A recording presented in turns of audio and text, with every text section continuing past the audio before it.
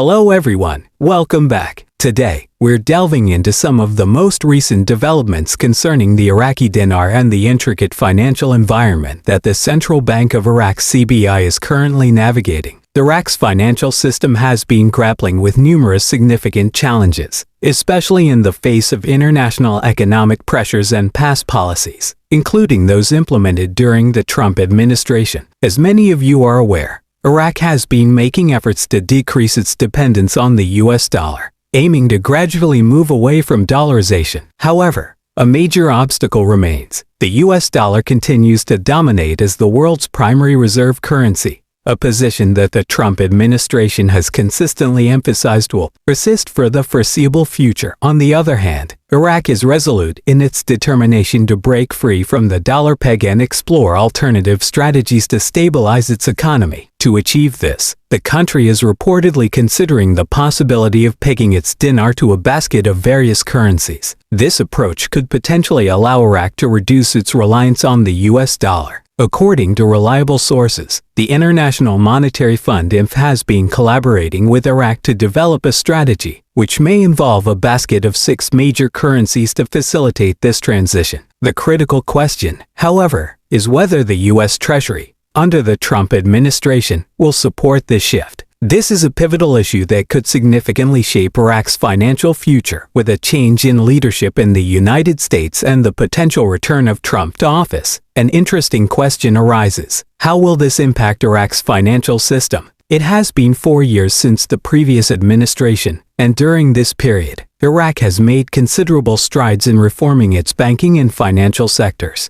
These reforms have played a crucial role in stabilizing Iraq's economy and reducing its dependence on sanctions, which once severely hindered the country. In fact, there is a growing belief that Iraq's trajectory has shifted significantly from the turbulent times of the past, making a return to the era of heavy sanctions seem unlikely. Insiders at the Central Bank of Iraq suggest that Prime Minister al-Sudani is reportedly hoping to visit Washington, D.C., or potentially host President Trump in Iraq. Such a visit could signify a deepening commitment from the U.S. to support Iraq's financial reforms and strengthen international relations. This would undoubtedly be a significant moment in reinforcing Iraq's ongoing progress in its economic and diplomatic ties with the U.S. Now, let's explore how currency decisions directly impact a country's economy. You might be wondering why timing is so crucial when it comes to adjusting Iraq's currency rate. Iraq operates on a set schedule for its currency auctions, which are influenced by both domestic conditions and the broader global market. These auctions occur regularly, and the key point is that Iraq can only adjust its currency rate on Sundays. Why Sunday? In Iraq, Sunday marks the first day of the workweek, with banks reopening at 8 a.m. It is during this time that official rate changes can be implemented. However, there is more complexity to this issue. Could a holiday or another special circumstance disrupt or delay the currency auction,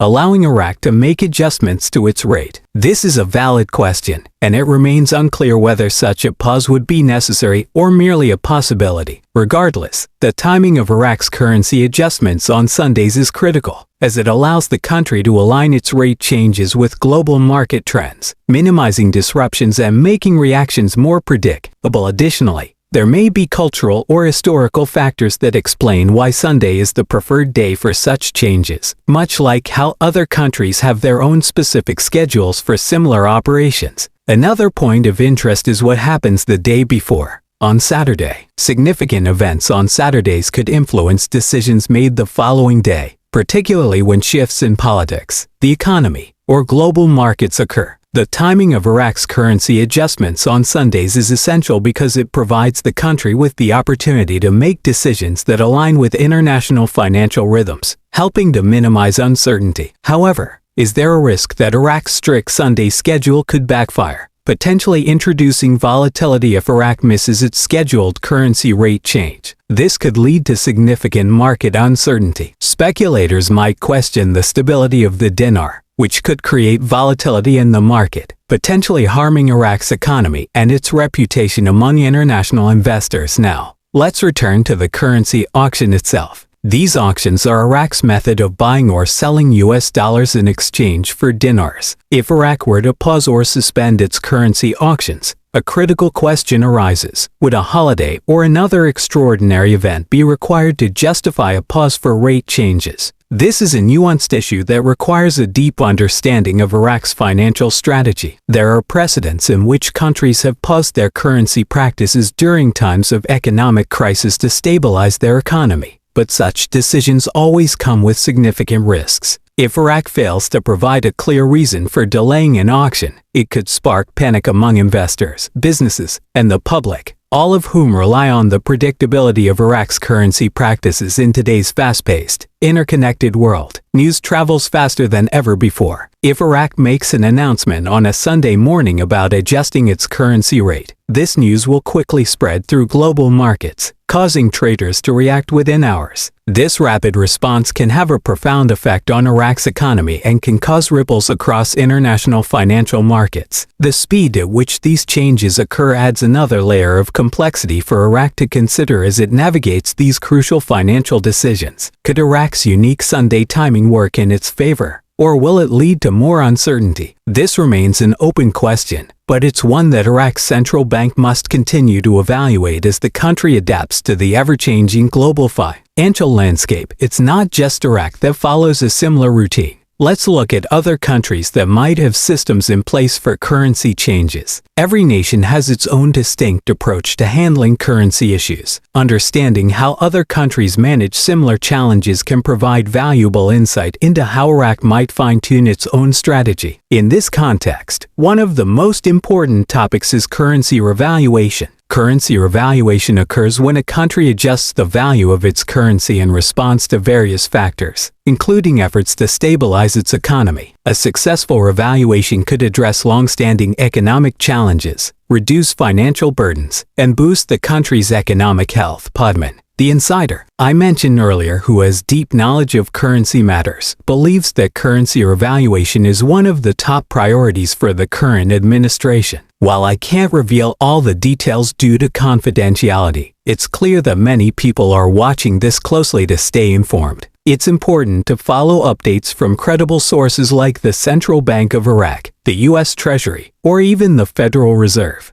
These organizations often provide key insights that can signal potential shifts in currency decisions or broader economic strategies. Keeping track of global economic trends is also essential, as they often provide valuable context that can help explain Iraq's financial decisions. When considering currency revaluation, understanding the basic principles of supply and demand is crucial. When there's an oversupply of currency and demand falls, the currency's value tends to decrease. Conversely, when demand rises and supply is limited, the value of the currency increases. These principles are key when evaluating Iraq's potential for a currency revaluation. Revaluing a currency can also be a response to a significant economic crisis, allowing countries to recover and stabilize their financial systems. For citizens, revaluation can be a double-edged sword. If done correctly, currency revaluation can reduce inflation, a major concern for Iraq, and improve the purchasing power of ordinary citizens, ultimately raising their standard of living. For businesses, revaluation could stimulate the economy by encouraging consumer spending and driving local economic growth. However, it's important to acknowledge that not everyone will benefit equally from such changes. The transition period can be difficult for individuals and businesses that aren't able to adapt quickly enough. This is why transparency and careful planning are so crucial, so people can prepare for any changes and understand what they need to do to adjust. As we continue to track this issue,